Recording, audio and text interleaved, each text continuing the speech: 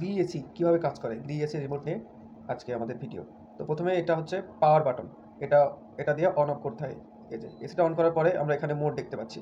এই যে প্রথমে যে মোডটি আছে, প্রথম মোডে আছে এটা হচ্ছে ফ্যান মোড, এটা শুধু আপনাকে ফ্যানটা চালু রাখবে, এসির ফ্যানটা শুধু চালু রাখবে। তারপরে হচ্ছে কুল মোড, এটা আপনাকে এসির যে মূল মোডটি, যেটা আপনাকে ঠান্ডা বাতাস দিবে। এটা হচ্ছে রেইন মোড, বাইরের তাপমাত্রা অনুযায়ী আপনি অটোমেটিক, বাইরের তাপমাত্রা অনুযায়ী এসি অটোমেটিক এটা আপ ডাউন হতে থাকবে। এটা হচ্ছে ডায়ার মোড, এটা অটোমেটিক কাজ করে। এটা হচ্ছে ওয়ার্ম মোড, এটা গরম বাতাস সাপার করে। যদি আপনার এসি কুল অ্যান্ড ওয়ার্ম হয় তাহলে এটা গরম বাতাস সাপার করবে। তো সবসময় সাধারণত ঠান্ডার জন্য আমরা কুল মোডটি বেছে নেব। আর তারপরে এটা দেখতে পাচ্ছেন, এটা হচ্ছে ফ্যান, এখান থেকে আপনি ফ্যানের স্পিড আপ ডাউন করতে পারবেন এই যে। আর এটা অটো করে রাখলে অটোমেটিক এটা কাজ করতে থাকবে। আর এটা হচ্ছে এসির তাপমাত্রা বাড়ানোর, এটা হচ্ছে কমানোর। আর টার্বো, টার্বো মোডটি হচ্ছে যদি আপনি দ্রুত দ্রুত রুমটা কি ঠান্ডা করতে চান তাহলে আপনি টার্বো মোডে চাপলে দ্রুত রুমটা ঠান্ডা হবে।